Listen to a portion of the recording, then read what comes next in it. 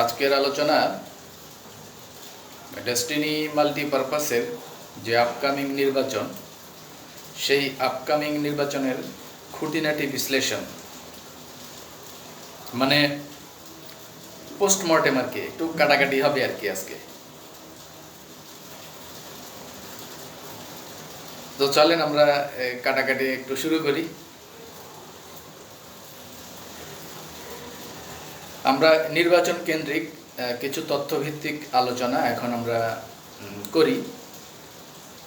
যেমন এই তো গত 11ই সেপ্টেম্বর, এই যে কয়েকদিন আগে, এই ডেস্টিনি মাল্টিপারপাসের আসন্ন নির্বাচনকে কেন্দ্র করে সদস্য নবায়নের কাজটা শেষ হয়েছে এবং এর মাধ্যমে যারা সদস্য নবায়ন করেছেন ওনারা কিন্তু এই আগামী নির্বাচনের ভোটাধিকার প্রাপ্ত হয়েছেন।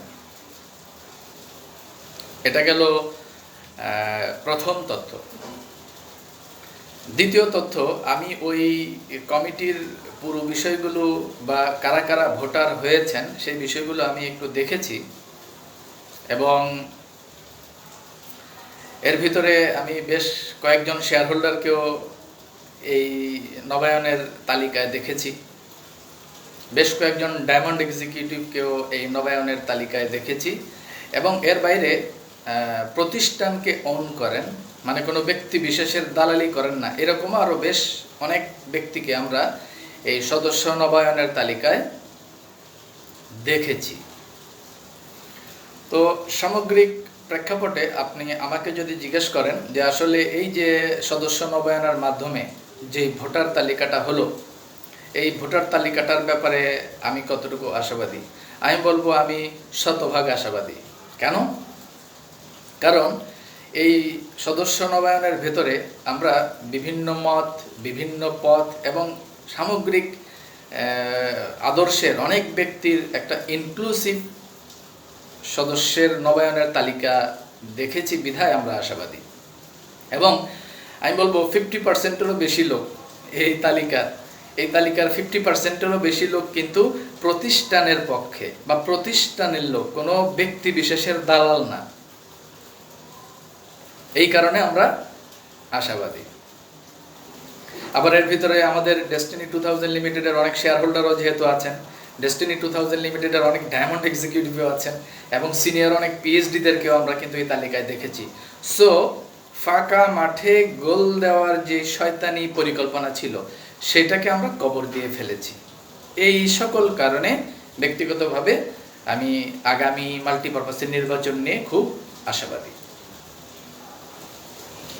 গেল তো এটা।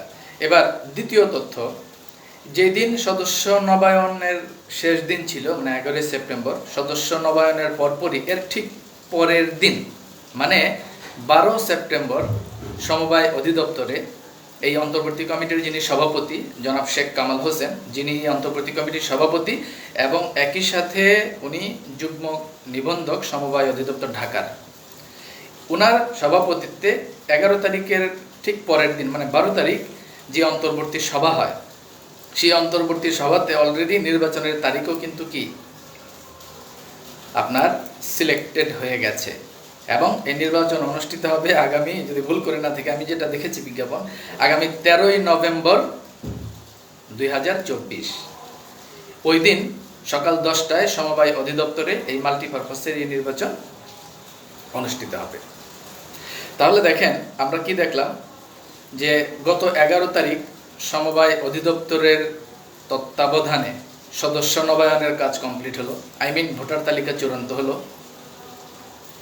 দেন এর পরের দিন সমবায় অধিদপ্তরে যেই ডিএমসিএসএল এর অন্তর্বর্তী কমিটির সভা হলো, সেখানে কিন্তু নির্বাচনের তারিখও ঘোষিত হয়ে গেল। সেটা হচ্ছে 13ই নভেম্বর 2024, রোজ বুধবার, এবং সকাল 10টায় নির্বাচন অনুষ্ঠিত হবে সমবায় অধিদপ্তরের কার্যালয়ে আগারগাঁওয়ে। তো এরই মাধ্যমে আমরা ডেস্টিনি গ্রুপের আরও একটি প্রতিষ্ঠানকে স্বৈরাচার মুক্ত করার কাজ সম্পন্ন করলাম। কিভাবে বলতে পারেন যে এখনো তো মাল্টিপারপাস নির্বাচন হয় নাই, তাহলে এটা স্বৈরাচার মুক্ত হলো কিভাবে? দেখেন, যেই ভোটার তালিকা হয়ে গেছে এবং যেই সামগ্রিক প্রেক্ষাপট দাঁড়িয়ে গেছে, এই সামগ্রিক প্রেক্ষাপটের কারণে নির্বাচনে যদি কোনো কালাচোরাও আসে, ধলাচোরাও আসে, সমস্যা নাই। যে চেক অ্যান্ড ব্যালেন্স তৈরি হয়ে গেছে, এই চেক অ্যান্ড ব্যালেন্সের কারণে নির্বাচনের মাধ্যমে যেই সভাপতি হোক, যেই সাধারণ সম্পাদক হোক, যেই ট্রেজারার হোক আর যেই হোক, আলিফের মতো সোজা হয়ে কাজ করতে হবে। আর এই কারণেই নির্বাচন এখনও না হওয়া সত্ত্বেও আমি আশাবাদী, এবং এই কারণেই বলছি যে আমরা আরও একটি আমাদের প্রতিষ্ঠানকে স্বৈরাচার মুক্ত করতে পেরেছি। তো প্রথম কোন প্রতিষ্ঠানটাকে আমরা স্বৈরাচার মুক্ত করতে পেরেছি, সেটা হল ডেস্টিনি 2000 লিমিটেড। হাইকোর্টের নির্দেশনায় বোর্ড গঠিত হওয়ার মাধ্যমে ডেস্টিনি 2000 লিমিটেড কিন্তু অলরেডি এখন স্বাধীন এবং স্বৈরাচার মুক্ত। এখানে কারো মাতবরি করার কোনো সুযোগ এখন আর নাই।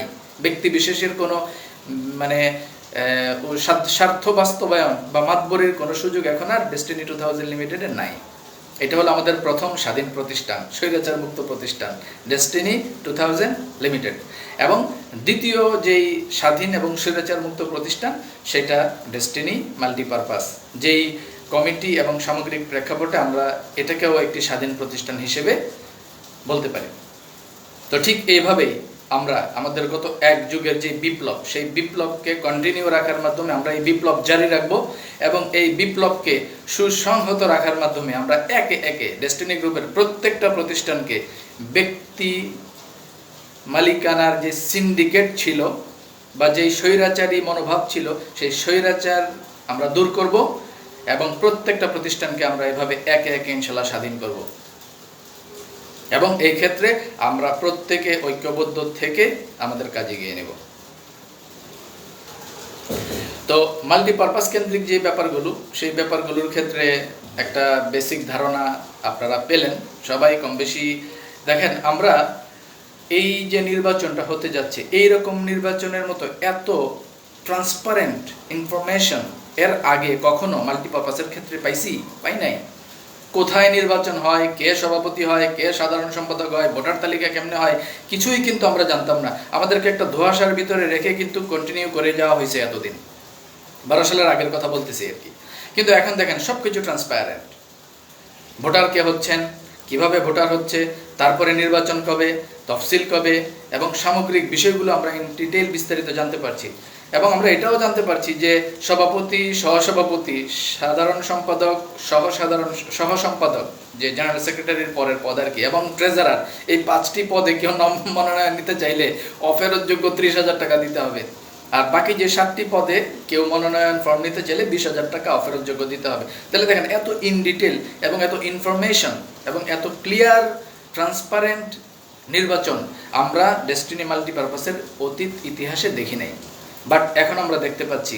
এই সকল কারণেই আমি অত্যন্ত আশাবাদী, এবং আমরা আমাদের অবস্থান থেকে সম্পূর্ণভাবে ইতিবাচক একটি দৃষ্টিভঙ্গি রেখে আমরা বলতে চাই যে ডেস্টিনি মাল্টিপারপাস আলহামদুলিল্লাহ স্বাধীন হয়ে গেছে। এখানে আর কোনো স্বৈরাচারের মাতবরি চলবে না, যেমনটা ডেস্টিনি 2000 লিমিটেডে আর স্বৈরাচারের কোনো মাতবরি চলবে না। তো আমরা গত লাইভে একটি কথা বলেছিলাম যে গত মঙ্গলবারে বৈষম্য বিরোধী কর্মসূচির যেই আহ্বায়ক সহ যেই সমন্বয় কমিটি, ওনারা শেয়ার হোল্ডার এবং ডায়মন্ড এক্সিকিউটিভদের সমন্বয়ে একটা প্রতিনিধি দল কোর্টে গিয়েছিলেন জনাব আলহাজ মোহাম্মদ হোসেন এবং জনাব মোহাম্মদ রফিকুল আমিনের সাথে লিয়াজো করতে। তো ওনারা সেই দিন হয়তো বা খুব বেশি কথা বলতে পারেন নাই, বিধায় এই রবিবারে আবার তাদের যাওয়ার কথা ছিল। তো আমি যতদূর জানি, আমাদের সমন্বয়ক কমিটি, বৈষম্য বিরোধী কর্মসূচির সমন্বয়ক committee, all share holder, diamond executive এবং তাদের সমন্বয় যে কমিটি, ওনাদের আজকে কোর্টে যে মোহাম্মদ হোসেন এবং মোহাম্মদ রফিকুল আমিন, এই দুই শীর্ষ কর্মকর্তার সাথে সমন্বয় করার কথা। তো ওনারা কতটুকু সমন্বয় করেছেন, কি করেছেন, বা সর্বশেষ আপডেট কি, সেটা হয়তো আমরা ওনাদের নেক্সট কর্মসূচির মাধ্যমে জানতে পারবো। আমরা ইতিবাচক বিষয়ে আশা করছি। তো এবার আসেন ডেস্টিনি 2000 লিমিটেডের প্রসঙ্গে আসি। ডেস্টিনি 2000 লিমিটেডের প্রসঙ্গে কথাটা বললাম এই জন্য যে ইদানিং এক ধরনের আলোচনা চলছে যে আগে টাকা টোকা ফেরত নাকি আগে ব্যবসা চালু। এইগুলো নিয়ে কিন্তু কিছু আলোচনা চলতেছে, এবং এই আলোচনার সূত্রপাতটা করেছে কিন্তু রফিকুল আমিনের যে দালাল গোষ্ঠী তারা কেন এই আলোচনার সূত্রপাত করছে সেটাও বলি। দেখেন, এই দালালের গোষ্ঠী প্রথমে এই বোর্ডকে বাধা দিল দীর্ঘ প্রায় বছর 2-1। তারপরে এই বোর্ডের বিরুদ্ধে আরেকটা বোর্ড দাঁড় করাইয়া সুমোটো রুলের মাধ্যমে নিজেরা কয়েকজন এই বোর্ডে ঢুকলো। আচ্ছা, ভালো কথা। এরপর যখন দেখলো আর এই বোর্ডকে আটকাতে পারছে না, তখন তারা কি বলা শুরু করলো, বললো যে আচ্ছা ঠিক আছে, আপনারা যদি ব্যবসা চালু করেন সমস্যা নাই, আপনারা ব্যবসা চালু করেন, আমাদের কোনো আপত্তি নেই। এই কথা বলা শুরু করছে না? করছে। তাহলে দেখেন, একদিকে বলতেছে আপনারা যদি ব্যবসা চালু করেন সমস্যা নাই, ব্যবসা চালু করেন, আমাদের কোনো আপত্তি নাই। আবার এখন কি গীত গাইতেছে কি যে আমাদের সকলের টাকা আগে ফেরত দিবেন, তারপরে ব্যবসা। আবার এরাই আবার কখনো আবার বলে যে রফিকুল আমিন ছাড়া ব্যবসা চালু করা সম্ভব না। দেখেন কত কথা বলতেছে। একবার বলতেছে আপনারা এই বোর্ড যদি ব্যবসা চালু করতে পারেন করেন, সমস্যা নাই। আবার বলতেছে রফিকুল আমিন ছাড়া ব্যবসা চালু করা সম্ভব না। আবার বলতেছে ব্যবসা যদি চালু করেন আগে আমাদের টাকা ফেরত দিয়ে তারপরে ব্যবসা চালু করতে হবে। এই কথা বলতেছে না? তাহলে দেখেন এই কথাগুলো এরা কেন বলতেছে, এটার বিশ্লেষণটা আসেন আমরা একটু করি, তাহলেই বুঝতে পারবেন যে এদের নোংরামি এবং এদের শয়তানিটা কোন জায়গায়। এই কাজগুলো এরা করে না, এই কাজগুলো করা হয় যে মানে এদের কথা শয়তানে লড়ায় না, লড়াই হলো রফিকুল আমিন রে। শয়তানে হেরে লড়ায়, আর এই বুদ্ধিগুলো, এই চিকনা বুদ্ধিগুলো এই দালালগুলোরা দেয়, আর এগুলা এই আকামগুলো করে এবং বিনিয়োগকারীদের মধ্যে একটা বিভ্রান্তি সৃষ্টি করার অপচেষ্টা চালায়। যেমন এই দালালগুলো এখন কি বলে যে ব্যবসা শুরু করবেন, ঠিক আছে, আগে টাকা ফেরত দেন, তারপরে ব্যবসা শুরু করতে হবে। এখন প্রশ্ন হলো, আগে টাকা ফেরত নাকি আগে ব্যবসা চালু? অবশ্যই আগে ব্যবসা চালু। কেন? দেখেন, আমি যদি ভুল করে না থাকি, হাইকোর্ট নির্দেশিত যেই বোর্ড গঠিত হয়েছে, এই বোর্ডের যেই কার্যক্রমের ক্ষেত্রে হাইকোর্ট যে নির্দেশনা দিয়েছে 10, 12 থেকে 13টা বা যেই নির্দেশনাগুলো দিয়েছে, এই নির্দেশনায় আমি যদি ভুল করে না থাকি, এইখানে ব্যবসা চালুর ক্ষেত্রে একটা গাইডলাইন দেওয়া হয়েছে যে আপনারা কিভাবে ডেস্টিনি 2000 লিমিটেডের ব্যবসা চালু করতে পারবেন। ব্যবসা চালুর গাইডলাইন দেওয়া হয়েছে এই হাইকোর্ট অ্যাপয়েন্টেড বোর্ডকে, হাইকোর্টের মাধ্যমে। এবং আমি যদি ভুল করে না থাকি, এই হাইকোর্ট অ্যাপয়েন্টেড বোর্ডকে টাকা ফেরতের কোনো অনুমতি দেওয়া হয় নাই। টাকা ফেরতের রেসপন্সিবিলিটি অলরেডি রাষ্ট্র এর আগে ডিক্লারেশন করে দিয়েছে। কিভাবে? আসেন দেখি। আপনাদের মনে আছে, গাছ বিক্রি করে 2800 কোটি টাকা রাষ্ট্রের কাছে জমা দিতে হবে, এই যে একটা রায় ছিল, এই রায়টা কি বাতিল হয়ে গেছে? হয় নাই। তার মানে ওই রায়টা তো এখনো বহাল আছে। তাইলে রাষ্ট্র যেখানে এই টাকা ফেরতের রেসপন্সিবিলিটি নিচ্ছে, সেখানে রাষ্ট্র এই টাকা ফেরতের দায় এই নতুন বোর্ডকে তো দেয় নাই। দ্বিতীয়ত, ডেস্টিনি 2000 লিমিটেডের সাথে কাগজে কলমে কোনো লেনদেন বা কোনো দায় দানা কারো তো নাই। তৃতীয়ত, আদালতের নির্দেশনায় সর্বশেষ যে আরেকটা রায় আসলো মাল্টিপারপাসের ক্ষেত্রে, মনে আছে আপনাদের? আদালত যে রায়টা দিল যে সমস্ত সম্পত্তি বিক্রি করে ওই টাকাগুলো ব্যবস্থাপনা যে কমিটি, তাদের মাধ্যমে রাষ্ট্রের নির্দেশনায় গ্রাহকের কাছে সেই টাকাগুলো ফেরতের একটা রায় আসছে না? তাহলে দেখেন, আমাদের দুইটা বিনিয়োগ, একটা হলো ট্রি প্ল্যান্টেশন, একটা হলো মাল্টিপারপাস, এই দুটো বিনিয়োগের ক্ষেত্রেই রাষ্ট্রীয় কিন্তু নির্দেশনা স্পষ্ট। ট্রি প্ল্যান্টেশনের ক্ষেত্রে কি নির্দেশনা? যে ওই যে 2800 কোটি টাকা গাছ বিক্রি করে সেই টাকা জমা দিতে হবে রাষ্ট্রীয় কোষাগারে, সেখান থেকে রাষ্ট্রীয় নীতি নির্ধারণের তত্ত্বাবধানে এই টাকা ফেরত হবে। এই রায় কিন্তু বাতিল হয়েছে, হয় নাই, তার মানে ওই রায় এখনো বহাল। দ্বিতীয়ত, আরেকটা বিনিয়োগ যেটা আমাদের মাল্টিপারপাসের ক্ষেত্রে সর্বশেষ কি রায়টা আসছে, যে রায়টা আমরা কম বেশি জানি, এই সর্বশেষ মাল্টিপারপাসের ক্ষেত্রে যে রায়টা আসছে, সেই রায়টা হলো আমাদের এই সম্পত্তিগুলো বিক্রি করে তারপর গ্রাহকের বিনিয়োগের টাকা ফেরতের যে ব্যাপারটা, তার মানে দুইটা রায় কিন্তু এখন বহাল। টাকা ফেরত বা টাকা বিনিয়োগের দুটো দায়িত্বই রাষ্ট্রের হাতে। এই দায়িত্ব রাষ্ট্র অন্য কাউকে দেয় নাই। তাহলে ডেস্টিনি 2000 লিমিটেডের বর্তমান বোর্ড চাইলেও বিনিয়োগের কারো টাকা ফেরত দিতে পারবে না, সেই অনুমতি হাইকোর্ট এদেরকে দেয় নাই। হাইকোর্ট এই বোর্ডকে শুধুমাত্র ব্যবসা পরিচালনা করার অনুমতি দিয়েছে। যদি আমি ভুল করে না থাকি, তাদের নির্দেশনাগুলো দেখলেই আপনারা বুঝতে পারবেন। তাহলে এখন কথা হলো, তাহলে মাল্টিপারপাসের কি হবে? সব সম্পত্তি কি বিক্রি হয়ে যাবে আদালত যে রায় দিয়েছে? নো, আমাদের যে নির্বাচনটা হতে যাচ্ছে জানেন তো, এই নির্বাচনের মাধ্যমে যে ব্যবস্থাপনা কমিটি হবে, এই ব্যবস্থাপনা কমিটির সিদ্ধান্তই হবে চূড়ান্ত, এবং ব্যবস্থাপনা কমিটি তখন এটা আদালতের সাথে রিটের মাধ্যমে এই অবসায়নের বা সম্পদ বিক্রির রায়টাকে ঠেকাবে। এবং মাল্টিপারপাসের টাকা তো আসলে ফেরতযোগ্য না, মাল্টিপারপাসের টাকা হচ্ছে লভ্যাংশ দেওয়া হয় বছরে বছর। তো এই রায়টাকে যদি এই ব্যবস্থাপনা কমিটি আপকামিং নির্বাচনের মাধ্যমে যেটি হবে, তারা ওই রায়টাকে ঠেকানোর মাধ্যমে পরবর্তী প্রক্রিয়াতে তারা যাবে এবং এই সম্পত্তিগুলোর সুষ্ঠু বন্টনের মাধ্যমে আমাদের লভ্যাংশ হয়তো বা ঘোষণা করবে, টাকা ফেরত না দিয়ে হয়তো বা লভ্যাংশের। আর মাল্টিপারপাসের টাকা তো আসলে ফেরত হওয়ার কথা না, এটা লভ্যাংশ ঘোষণা হবে। হয়তো বা 2012 সালের পরে তো কোনো অর্থ বছরের লভ্যাংশ দেওয়া যায়নি, সেই ক্ষেত্রে প্রত্যেকটা ফিসক্যাল ইয়ারের 12, 13, 13, 14, 14, 15, 15, 16 এভাবে করে হয়তো একটা ডিভিডেন্ড ঘোষণা করে, ক্যাশ টাকা তো এই মুহূর্তে ডিএমসিএসএল এর পক্ষে দেওয়া সম্ভব না, সেক্ষেত্রে হয়তো বা ওই সম পরিমাণ ডিভিডেন্ডের টাকা শেয়ারের সাথে হয়তো অ্যাডজাস্ট করে দিবে। বিষয়টা কিন্তু এইরকম হতে যাচ্ছে। তাহলে দেখেন, মাল্টিপারপাসের বিনিয়োগের রেসপন্সিবিলিটি রাষ্ট্রের হাতে, ট্রি প্ল্যান্টেশনের বিনিয়োগের রেসপন্সিবিলিটিও কার হাতে? রাষ্ট্রের হাতে। এইটা তো রাষ্ট্র এই বোর্ডকে দেয় নাই। তাহলে এই বোর্ড ব্যবসা চালু করার বাইরে টাকা ফেরতের দায়িত্ব বা টাকা ফেরতের অনুমতি পায় না, তারা চাইলেও এই টাকা ফেরত দিতে পারবে না এই বোর্ড। এটা আমার ব্যক্তিগত ইভালুয়েশন, বাকিটা আপনারা স্টাডি করে দেখতে পারেন। এরপর আরো একটা কথা আছে, দেখেন ডেস্টিনির যে টাকা, ডেস্টিনির টাকা যেই চেইন অফ কমান্ডে উঠানো হয়েছে, বিনিয়োগের টাকা যেই চেইন অফ কমান্ডে উঠানো হয়েছে, সেম চেইন অফ কমান্ডে এই টাকা ফেরতের ব্যবস্থা করতে হবে। যেমন ধরেন আপনি একজন পিএইচডি, আপনি জানেন আপনার লেফট রাইটে কে কে এক্সিকিউটিভ আছে, কে কে পিএইচডি আছে, বা কে কে সাইকেল হোল্ডার আছে, কোথায় কার কত টাকা বিনিয়োগ আছে, এটা আপনি যতটুকু ক্লিয়ারলি জানেন। কোম্পানির বিস্তারিত বিষয়গুলো মালিক পক্ষ হয়তো বিস্তারিত জানে না। তার মানে আপনি একজন পিএইচডি, আপনার টিমে ইন ডিটেল টাকা ফেরতের রেসপন্সিবিলিটি আপনাকে সাথে না নিয়ে তো সঠিকভাবে করা যাবে না।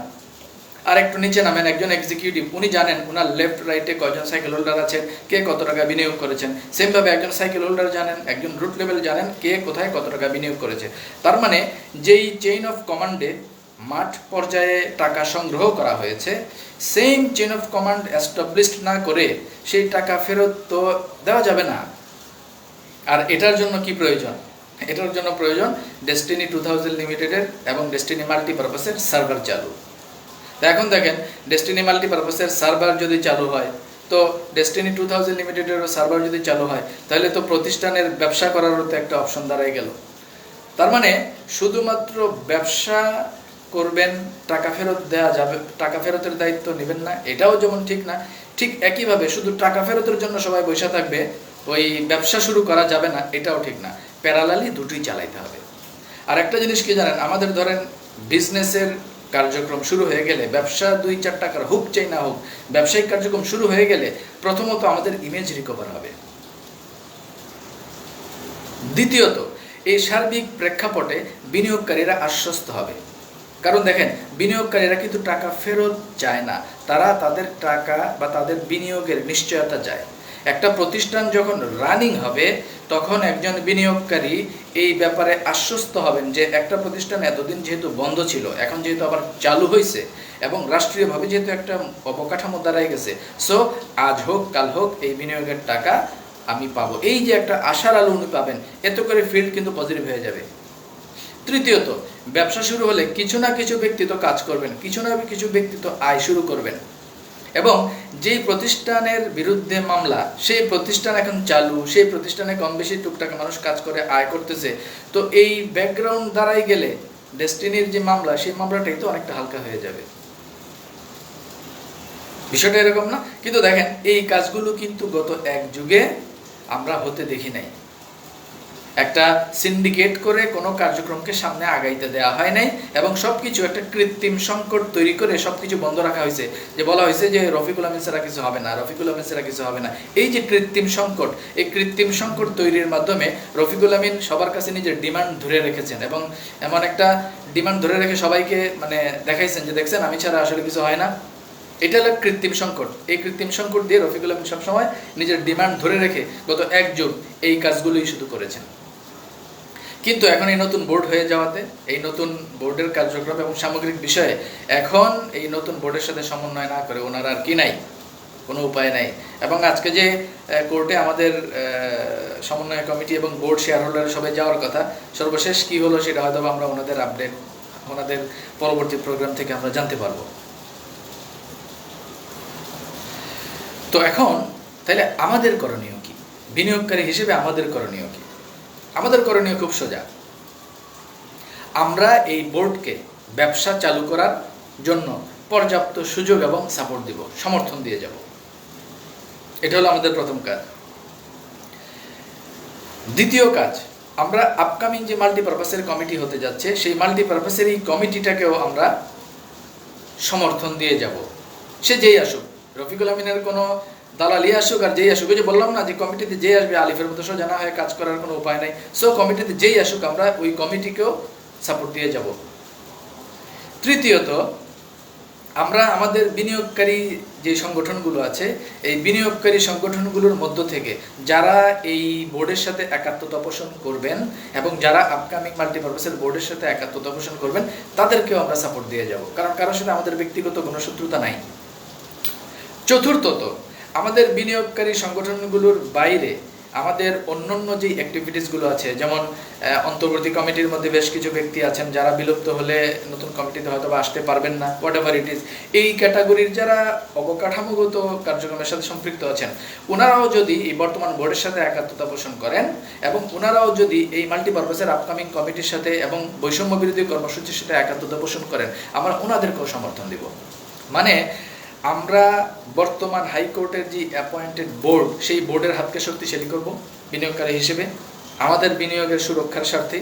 আমরা আপকামিং যে মাল্টিপারপাসের নির্বাচন হতে যাচ্ছে, সেই নির্বাচনে যে কমিটি হবে, সেই কমিটির হাতকে আমরা শক্তিশালী করব এবং সামগ্রিক প্রেক্ষাপটে বৈষম্য বিরোধী কর্মসূচির যেই আহ্বায়ক সহ যারা আছেন, তাদের এই সমন্বয়ক কমিটিকে আমরা, তাদের হাতকে আমরা শক্তিশালী করব আমাদের নৈতিক সমর্থন দিয়ে এবং সামগ্রিক উপস্থিতি দিয়ে।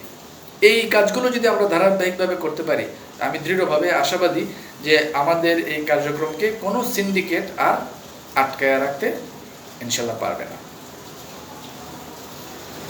আশা করি পুরো বিষয়টার একটা সামারি আপনারা পেয়েছেন। সবশেষ যে আলোচনা করবো যেটা দিয়ে, যে সংগঠনের উদ্দেশ্যে বক্তব্য, এটা সবসময় আমি বলি কারণ ওনাদের প্রতি একটা দায় বোধ আমার ভিতরে কাজ করে, যেহেতু একসাথে আমরা অনেক দিন কাজ করেছি। Destiny social media forum, blue, Destiny social media forum, green, Bill Destiny, century plus, ডিডাপ, গোডাউন, এই যে সংগঠনগুলোতে যারা এখনও কোরাম করার চেষ্টা করছেন, যারা এখনও সিন্ডিকেট করার চেষ্টা করছেন, আপনারা বুঝতে পারছেন যে আসলে সিন্ডিকেট করে তো লাভ হবে না। সবাই কিন্তু ঐক্যবদ্ধ হয়ে প্রতিষ্ঠানের কার্যক্রমকে স্বাভাবিক করার জন্য এক হয়ে যাচ্ছে।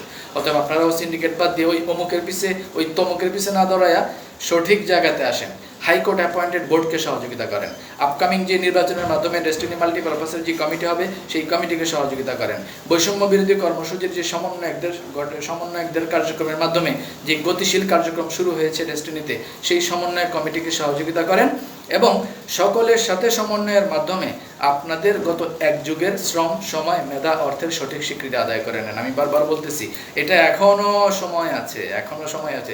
যত দিন যাচ্ছে ততই আপনাদের সমর্থনের প্রয়োজনীয়তা কমে আসবে, কারণ এক সময় ধরেন সব স্বাভাবিক হয়ে গেল, তখন এই বৈষম্য বিরোধী কর্মসূচির যারা আছেন তাদের কাছে আপনাদের প্রয়োজনীয়তা আরও কমে যাবে না? তারপরে এই নতুন বোর্ডের কাছে আপনাদের প্রয়োজনীয়তা কমে যাবে না? এখন যতটুকু প্রয়োজনীয়তা আছে তখন কিন্তু এতটা থাকবে না। অতএব তাদের এই দুর্দিনে যত বেশি পাশে থাকবেন, ততই তো আপনারা ওনাদের কাছ থেকে আন্তরিকভাবে আপনাদের স্বীকৃতিটুকু আদায় করে নিতে পারবেন। আর যখন সব সমস্যার সমাধান হয়ে যাবে, তখন আপনারা সমর্থন দিলেই কি আর না দিলেই কি? তো এটা যদি আপনারা এখনো না বুঝেন, তাহলে আপনাদের আর বোঝানোর কেউ নাই, বা বোঝানো আমার পক্ষে সম্ভব না। বাকিটা আপনাদের আকল দেওয়া জিনিসটা খাটাই নেন। আর বিনিয়োগকারী হিসেবে আমাদের যে কাজটুকু, আমরা এই যে বৈষম্য বিরোধী কর্মসূচির যে কার্যক্রমগুলো চলছে, এগুলো আমরা মনিটরিংয়ে রাখবো। হাইকোর্ট অ্যাপয়েন্টেড বোর্ডে যে কার্যক্রমগুলো চলছে, এগুলো মনিটরিংয়ে রাখবো। তারপরে ওই যে অমুক টমুক যে দালাল ফালাল যারা যত লাইভ টাইপ করতেছে, আমরা সবার লাইভই শুনবো, সব কিছুই অবজার্ভ করব, কিন্তু আমরা টু দ্য পয়েন্টে আমাদের সমর্থন দিব। আমি ব্যক্তিগতভাবে বলবো যে আমাদের হাইকোর্ট অ্যাপয়েন্টেড যে বোর্ড, সেই বোর্ডের একটা এথিক্যাল প্ল্যাটফর্ম আছে, সেটা হলো হাইকোর্ট তাদেরকে নিয়োগ দিছে। মাল্টিপারপাসের যে কমিটি হতে যাচ্ছে সেই কমিটির একটা ইথিক্যাল প্ল্যাটফর্ম তৈরি হতে যাচ্ছে, যে তাদেরকে সমবায় অধিদপ্তর রিক্রুট করছে। সেমভাবে বৈষম্য বিরোধী কর্মসূচিতে যারা আছেন ওনারা আমাদের শেয়ার হোল্ডার, ওনারা আমাদের ডায়মন্ড এক্সিকিউটিভ এবং ওনারা আমাদের বোর্ডের লোকজন। অতএব এইটারও একটা ইথিক্যাল প্ল্যাটফর্ম আছে। এই ইথিক্যাল প্ল্যাটফর্মটাকে স্ট্রংলি যদি আমরা ডেভেলপ করতে পারি এবং তাদের সকলের সম্মিলিত প্রচেষ্টাকে যদি আমরা গতিশীল করতে পারি আমাদের সমর্থনের মাধ্যমে, এবং তাদের হাতকে যদি আমরা শক্তিশালী করতে পারি, তাহলেই অতি দ্রুত দেখবেন আমাদের অনেকগুলো প্রবলেম দেখবেন ওয়ান বাই ওয়ান ইনশাল্লাহ সলভ হতে থাকবে। তো আমাদের আগামী দিনে অন্যান্য যে প্রতিষ্ঠান যেগুলো আছে সেগুলোর কার্যক্রম আরও গতিশীল হবে। বিশেষ করে ডেস্টিনি 2000 লিমিটেডের ব্যবসাটা অতি দ্রুত চালুর জন্য বর্তমান বোর্ড অতি দ্রুত উদ্যোগ নেবেন এই প্রত্যাশা রেখে, এবং সকলের কনসার্ন আশা করছি, বিশেষ করে বিনিয়োগকারী যারা আছেন সবাই যার যার অবস্থান থেকে সচেতন থেকে পুরো বিষয়গুলি মনিটরিং করবেন, এই প্রত্যাশা রেখে আজকের আলোচনা এখানে শেষ করছি। আমরা নেক্সট লাইভে হয়তো বা আরও একটি বিষয়ভিত্তিক কার্যক্রম নিয়ে আলোচনা করব। সবাই ভালো থাকবেন। আসসালামু আলাইকুম।